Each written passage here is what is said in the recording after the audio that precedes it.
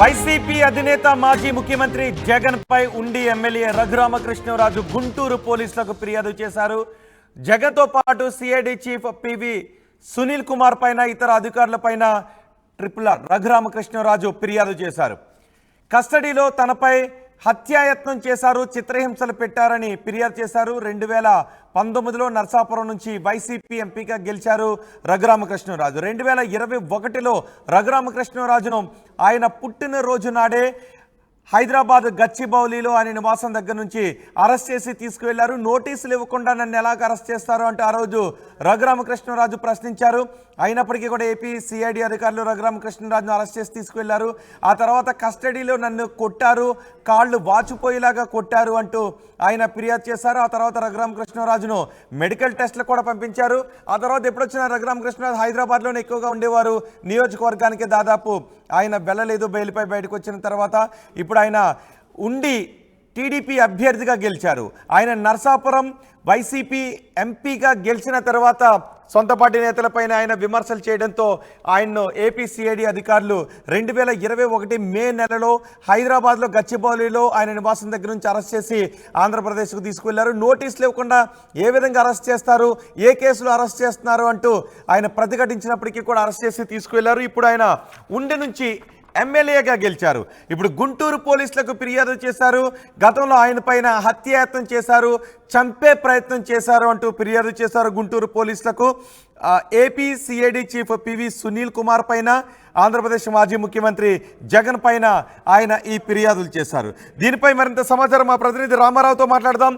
రామారావు, రఘురామకృష్ణరాజు ఫిర్యాదులో ఏమని పేర్కొన్నారు? ఆయన ఇచ్చిన ఫిర్యాదు మేరకు ఎఫ్ఐఆర్ ఏదైనా నమోదైందా? ఏదైతే ప్రధానంగా ఉండి ఎమ్మెల్యేగా ఎంపికైనటువంటి రఘురామకృష్ణరాజు గుంటూరు ఎస్పీకి లేఖ రాయటం జరిగింది. ఈ లేఖలో ప్రధానంగా సిఐడి మాజీ చీఫ్ సునీల్ కుమార్, అలాగనే ఐపీఎస్ అధికారి సీతారామాంజనేయులు, ముఖ్యమంత్రి ఏదైతే మాజీ ముఖ్యమంత్రి జగన్మోహన్ రెడ్డి, సో వీళ్ళ ముగ్గురు మీద ఫిర్యాదు చేయడం జరిగింది. ఈ ఫిర్యాదులో ప్రధానంగా పేర్కొంది తనపై అటెంప్ట్ మర్డర్ చేశారు, హత్యాయత్నం చేశారు, అలాగనే కస్టోడియల్ టార్చరు, దీంతో పాటు చూసుకున్నట్లయితే రికార్డులు తారుమారు చేశారు. సో ఈ మూడింటికి సంబంధించి కూడా ఫిర్యాదు చేయడం జరిగింది. ప్రధానంగా చూసుకున్నట్లయితే 2021లో రఘురామకృష్ణరాజు మీద సిఐడి అధికారులు కేసు నమోదు చేశారు. హైదరాబాద్ నుంచి నేరుగా గుంటూరులోనే సిఐడి రీజనల్ ఆఫీస్ కి తీసుకొని రావడం జరిగింది. తీసుకొని వచ్చిన తర్వాత కస్టడీలో ఉన్న సమయంలోనే తనను దారుణంగా కొట్టారు. తన కాళ్ళు 2 కట్టేసి లెదర్ బెల్ట్ తో అలాగనే రబ్బర్ లాఠీలతో దారుణంగా కొట్టారు. అలాగనే ఏదైతే తర్వాత కూడా కొట్టిన తర్వాత కూడా తనపై ఏదైతే దారుణంగా తనతో చాలా దారుణంగా ప్రవర్తించారని చెప్పడం జరిగింది. దీంతో పాటు ఆ దెబ్బలు తగిలిన తర్వాత మళ్ళీ కోర్టులో హాజరుపరిచే సమయంలో మెడికల్ టెస్టులకు సంబంధించి గుంటూరు ప్రభుత్వ ఆసుపత్రికి తీసుకొని రావడం జరిగింది. సో ప్రభుత్వ ఆసుపత్రిలో తనకి దెబ్బలు తగిలాయని చెప్పినప్పటికీ కూడా ఏదైతే అప్పట్లో గుంటూరు ప్రభుత్వ ఆసుపత్రి సూపరింటెండెంట్ గా ఉన్నటువంటి ప్రభావతి తప్పుడు రిపోర్ట్ ఇచ్చారని కూడా ఆయన ఫిర్యాదులో పేర్కొనడం జరిగింది. ఏదైతే గుంటూరు ఎస్పీకి లేఖ రాశారో ఆ లేఖలో తనకు సంబంధించినటువంటి ఎవిడెన్స్, ఏదైతే తన ఫిర్యాదుకు సంబంధించినటువంటి ఎవిడెన్స్ ను కూడా ఆయన పేర్కొనడం జరిగింది. ఆయన ఏదైతే ఆ సమయంలో కొట్టిన సమయంలో కాళ్ళకైన గాయాల ఫోటోలు, అలాగనే మెడికల్ రిపోర్టు, సో వీటన్నిటినీ కూడా జత చేయటం జరిగింది. వీటన్నిటితో తన మీద ఎవరైతే కస్టోడియల్ టార్చర్ కావచ్చు, అటెంప్ట్ మర్డర్ చేసినటువంటి అధికారులు ఎవరైతే ఉన్నారో సిఐడి మాజీ చీఫ్ సునీల్ కుమార్, అలాగనే ఐపీఎస్ అధికారి సీతారామాంజనేయులు, సో వీళ్ళ మీద కేసు నమోదు చేయాలి. అలాగనే ఏదైతే ఇందిట్లో కుట్రపూరితమైనటువంటి నేరం ఒకటి జరిగింది, కుట్రపూరితంగా జరిగిందని కూడా చెప్పడం జరిగింది. దీనికి సూత్రధారి అప్పటి సీఎం జగన్మోహన్ రెడ్డి అని కూడా చెప్పడం జరిగింది. అయితే తనను కస్టడీలోకి తీసుకున్న సమయంలో ముఖ్యమంత్రి జగన్మోహన్ రెడ్డిని ఎందుకు విమర్శించావు, ఏ విధంగా విమర్శిస్తావు, విమర్శిస్తే ఒప్పుకునేది లేదంటూ అప్పటి మాజీ సిఐడి చీఫ్ సునీల్ కుమార్ తనని బెదిరించారని కూడా క్లియర్ గా ఆయన చెప్పడం జరిగింది. సో ఈ నేపథ్యంలోనే తనపై జరిగినటువంటి కస్టడీలో ఉన్న సమయంలో తనపై జరిగినటువంటి టార్చర్ కావచ్చు, హత్యాయత్నం కావచ్చు, నేరపూరితమైన కుట్ర ఏదైతే క్రిమినల్ కాన్స్పిరెన్సీ ఉంది, సో వీటన్నిటి మీద కూడా పూర్తి స్థాయిలో విచారణ జరిపి చర్యలు తీసుకోవాలి. అలాగనే అప్పుడు తప్పుడు రిపోర్ట్ ఇచ్చినటువంటి జీజీహెచ్ సూపరింటెండెంట్ ప్రభావతి మీద కూడా చర్యలు తీసుకోవాలని కూడా ఆయన చెప్పడం జరిగింది. సో ఇప్పుడు లేఖ రాశారా ఉండి ఎమ్మెల్యే రఘురామకృష్ణరాజు, లేదంటే ఫిర్యాదు చేశారా? అప్పుడు కూడా ఫిర్యాదు చేశారు, సో ఇప్పుడు మళ్ళీ ఫిర్యాదు చేశారా?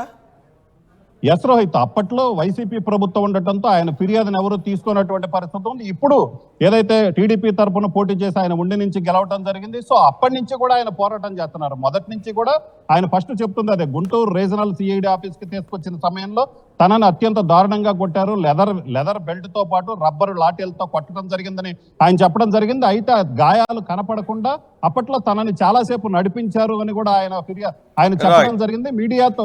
అంటే ఇప్పుడు ఈ లేఖ ఆధారంగా పోలీసులు ఏదైనా ఎఫ్ఐఆర్ నమోదు చేస్తారా, లేదంటే వాళ్ళకి నోటీసులు పంపిస్తారా, విచారణ చేసే అవకాశం ఉందా? సో రోహిత్, ప్రధానంగా చూసుకున్నట్లయితే ఇందుట్లో ఐపీఎస్ అధికారులైనటువంటి సునీల్ కుమార్, అలాగనే సీతారామాంజనేయులు ఉన్నారు, అలాగనే అప్పటి ముఖ్యమంత్రి ఇప్పుడు వైసీపీ అధ్యక్షుడైనటువంటి జగన్మోహన్ రెడ్డి ఉన్నారు, అలాగే మాజీ జీజీహెచ్ సూపరింటెండెంట్ ప్రభావత్ ఉన్నారు. సో వీళ్ళందరి మీద ఆయన ఫిర్యాదు చేశారు. దీనికి సంబంధించినటువంటి ఆధారాలు కూడా చెప్పడం జరిగింది. ఆధారాలు ఏదైతే ఆ ఫిర్యాదు లేఖ ఏదైతే ఉందో ఆ లెటర్ తో పాటు ఆయన ఆధారాలు కూడా సబ్మిట్ చేయడం జరిగింది.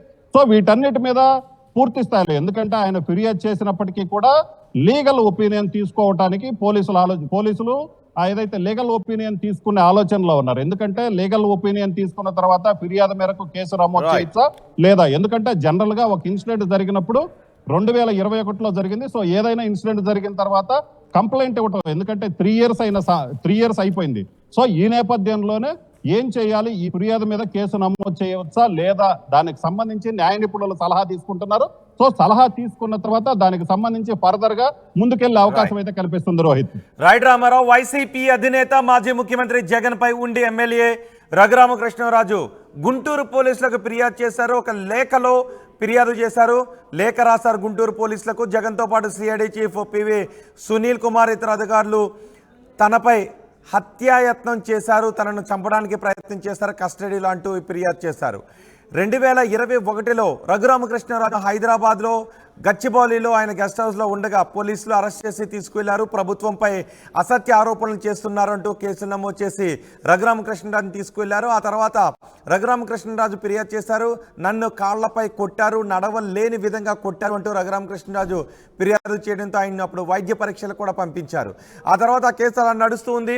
ఇప్పుడు రఘురామకృష్ణరాజు టీడీపీ నుంచి ఉండి ఎమ్మెల్యేగా గెలుపొందారు. ఇప్పుడు గుంటూరు పోలీసులకు ఆంధ్రప్రదేశ్ మాజీ ముఖ్యమంత్రి జగన్ పైన, సిఐడి అధికారులపైన, ఇతర అధికారులపైన తనపై హత్యాయత్నం చేయడానికి ప్రయత్నం చేశారు అంటే ఆయన లేఖ రాయటంపై కేసు నమోదు చేసినట్టుగా తెలుస్తోంది. న్యాయ నిపుణులతో సంప్రదిస్తున్నట్టుగా తెలుస్తోంది. 3 సంవత్సరాలు అయింది కాబట్టి ఇప్పుడు ఏ విధంగా ఈ ఫిర్యాదును స్వీకరించాలి, ఏ విధంగా విచారణ జరపాలి అనే విషయంపై న్యాయ నిపుణులతో చర్చించిన తర్వాత పోలీసులు ఒక నిర్ణయం తీసుకునే అవకాశం కనిపిస్తోంది.